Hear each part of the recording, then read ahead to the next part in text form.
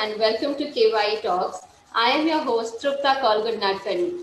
As you all know, on this digital platform, we speak with entrepreneurs from various fields who tell us, why they didn't want the typical 9 to 5. They were so done with it, but they wanted something different, something out of the box. They wanted to follow their heart, their passion, whatever you want to call it.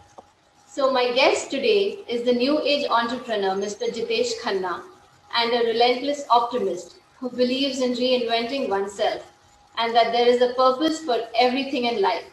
There is always something good in every situation.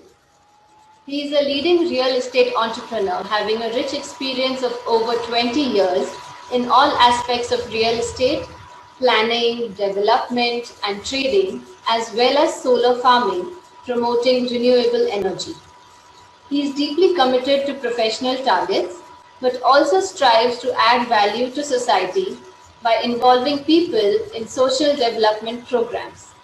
Well, it doesn't just stop there. He's also a writer, an artist, an educationist, distinguished speaker, and a philanthropist. Well, that's really very impressive. And, we're very eager to speak to him on this KYE platform. So, hi, Jitesh, and welcome to this platform. How are you doing today? Hi, I'm doing fine, and thank you so much for calling me to this wonderful platform. And so looking forward to this. Thank you so much. So, can you please tell us a little bit about your venture? So I've been into business for the last 20 years, like you said, and I've been into diverse fields from real estate, trading, investments to renewable energy. And that's about it. And it's been a great journey, great learning process. Okay. Apart from that, I'm a blogger, I'm a writer, I'm a poet. I paint, I do abstracts, and I do a lot of other stuff in art because that's where my heart lies. That's wonderful. And yeah. So, okay, just please tell us, what is the motivation behind becoming an entrepreneur? How did this journey start? So since childhood, I wanted to be my own boss. Okay. I always wanted to work for myself. So I believe being a businessman means you're working, for your own self and you're doing stuff. But being an entrepreneur is a step further because you generate employment for others. You create markets that were never there.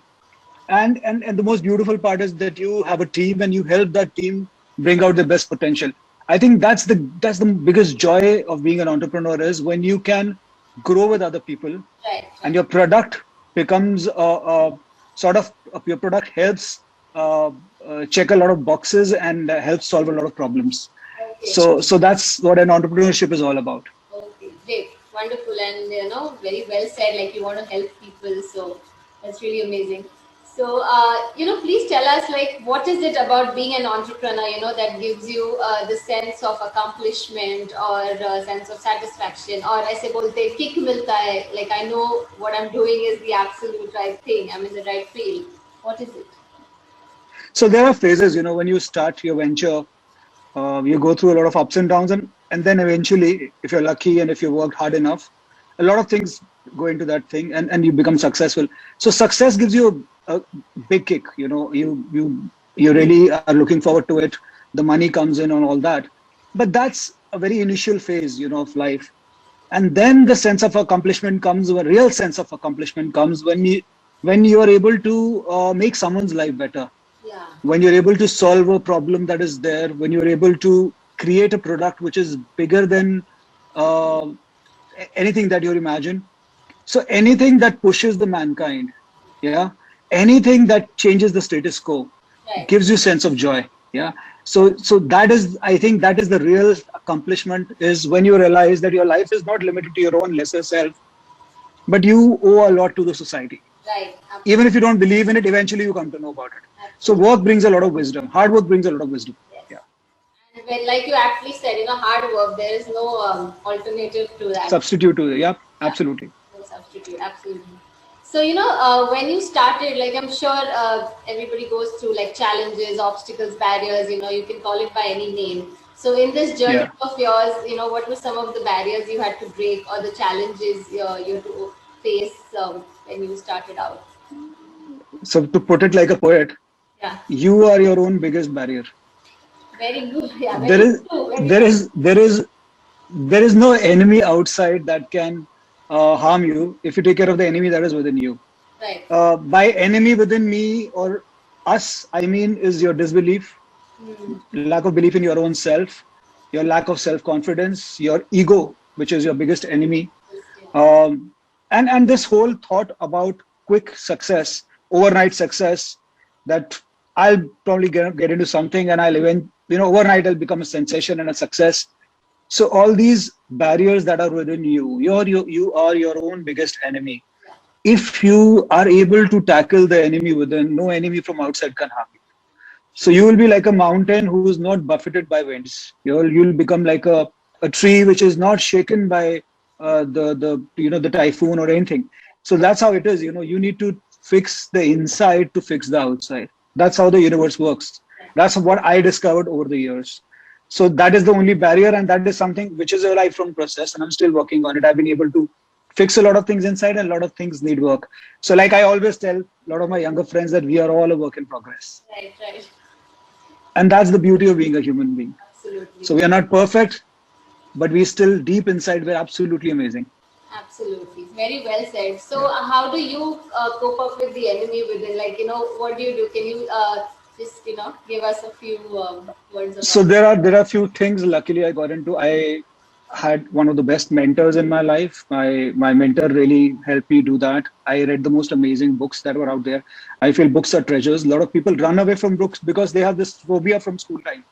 The books means padna padega, kind of a thing. Absolutely. Whereas books are rich of treasures, and it's sometimes not about even completing a book, probably reading that particular part you need to read and applying it in your life. So life is not an intellectual pursuit. Life is about learning and applying. Right. That's what real success is all about. So books, great mentors, the meditation I got into chanting, I got into a lot of great stuff. But I think the center to all that was compassion. First, compassion for myself, that I am a human being and I can make mistakes. And then compassion for other people, they're humans and they can make mistakes. And we are all making mistakes and trying to figure out a way. And once you learn that, there's less hate, less grief, less sadness, and you enjoy every day. You're going to die any day. So every day is a gift. Absolutely. And be compassionate, like life is so Absolutely. you don't know, just be compassionate and move along each day. So I always say, start with yourself. Charity begins at home. Be compassionate for yourself. We live in so much of guilt, so much of anger for ourselves. Oh, I've been such a fool. I've been such a stupid person. So and so is better than me. No. Everybody is amazing and unique. Yeah. There's no one like you. Absolutely. Very well said, Jitesh. So, at this point, what do you feel is needed from your side to reach your business aspirations or goal, or to take this venture to the next step, to take it ahead? What is needed from your side? So any venture that one starts, you start small, you start scaling it. That's something universally everybody knows. Anybody who is wise enough knows that you can't all of a sudden make it big. Rarely it happens. Of course, if you're lucky enough. But there are two things that you need to really remember in scaling your work, in taking your venture to a next level. First is you will fail. Right, correct. You will fail a lot, and it is part of growing up. When I was a kid, I'm sure when I started learning to walk, I fell a lot of times. I'm sure I must be bruised.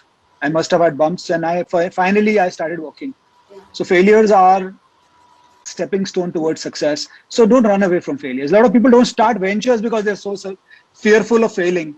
Yeah. Fail and fail and fail till you really learn from those failures, and those failures become those stones, stepping stones. In doing so, you will develop a lot of self-confidence. If you see the greatest people in the world, greatest successes, they failed a lot. They lost almost everything till they were able to really rise from ashes. So be like a phoenix. I think that's the best metaphor we can use. Be like a phoenix, rise from your own ashes. So that's one. Secondly, prepare yourself. There is no preparation I've seen in people. You need to prepare yourself by reading the right kind of books, hanging out with the right kind of people. If you are hooked to television, or if you're hooked to, say, YouTube, I see a lot of people are hooked to social media. Read great stuff on social media. There's a lot of productive stuff on social media, and there's a lot of stuff which is unnecessary, but there's a great productivity tools, videos on YouTube and stuff like that. You don't need a great, so when I was young, I used to feel that if I get an Ivy League degree, I'll be a great success. Or when I'll get a fancy backing from great people, or if I'm lucky enough to be associated with strong people or resourceful people, I'll be successful. The truth is, nothing succeeds like grit. And don't depend on anyone. Vivekananda said that the moment you reject all help, you're free. And that's the freedom one should go for. We are always trying to find a comfort zone. Stop doing that. Fail, fall, whatever, and build things on your own. It's not easy. It's easier said than done, but it happens all the time. So why not do it? Yeah. Absolutely. And you're living proof here because you didn't take the easy route and have a comfort zone. You shook it off and you go out of it. I had an exceptionally turbulent life. And it taught me two things. One, I was able to get rid of my ego, my attachment to myself. And two, I was able to develop a lot of confidence and compassion. And they go hand in hand. Once you have a lot of compassion, you get this natural kind of confidence that comes from within. So to have a turbulent life, is a gift. A lot of people don't see it. So the moment you are able to see it, that's where there's the beginning of wisdom. Absolutely. Thank you, Jitesh. That was really wonderfully said. So, please tell us, since the time you began this journey, 20 plus years ago, how has it changed you? What changes has it brought about in you? You told us a few, but, please add on. Yeah. So, like I told you that my journey was full of a lot of, failures, heartaches, small amount of success, then again, big failures and then success. And it was just like a graph. Till I really mindfully sat down and started observing what I was doing right and what I was doing wrong, I was able to. So what happens is hard work introduces you to yourself. Yeah, correct. Yeah, it introduces you to your own. It's a way of self-discovery. You know your strengths, you know your limitations. I never use the word weakness because even your limitations have a purpose in life, and everything that I do, writing, painting, social initiatives that I do, is a journey of self-discovery. So Lao Tzu said that a journey of 1,000 miles starts with a single step. People don't take that one step. Yeah. And I don't care if the first step you fall down and break your teeth.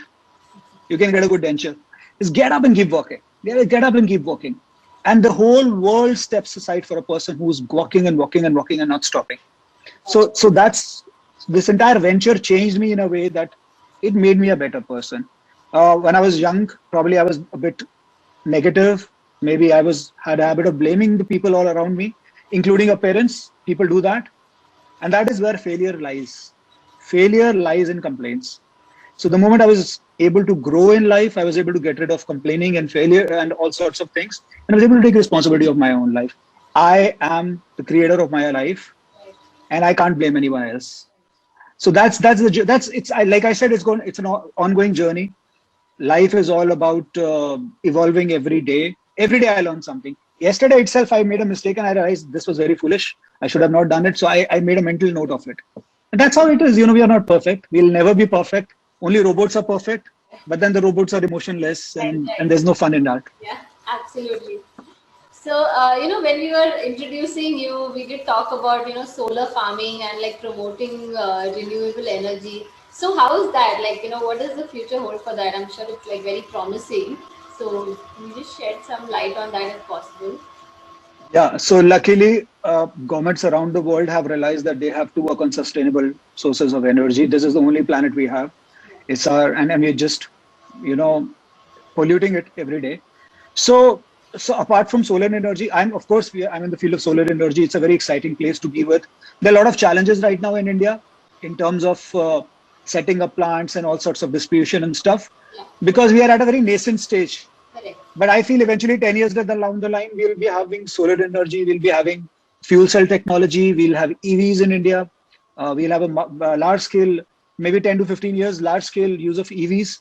So it's a great step towards a great future.